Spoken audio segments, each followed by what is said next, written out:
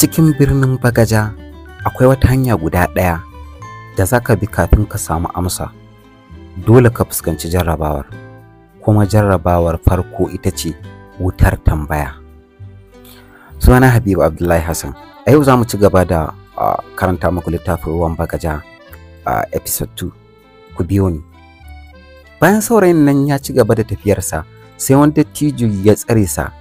Dattijon yana zaune a gefen wata ƙaramar wuta, sai ya ce, "Kai saurayi, me kake nema cikin wannan wurin?"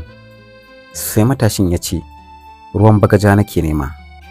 Sai dattijon ya kalli wutar, sannan ya ce, "To ka zauna nan, ka bayyana gaskiyar zuciyarka kafin ka wuce." A nan ne aka fara tambayoyi masu nauyi.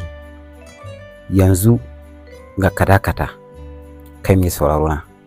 Wannan wuta ba fa ta ƙona jiki, tana ƙona ƙarya ne.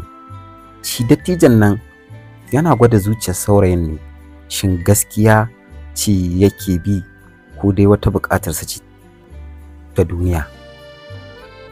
Idan kai aka tsayar da kai gaban irin wannan wutar, za ka iya fuskantar ko dai za ka koma da baya ne. Tambaya ga masu sauraronmu, shin kuna ganin saurayin nan zai wuce wannan jarrabawar?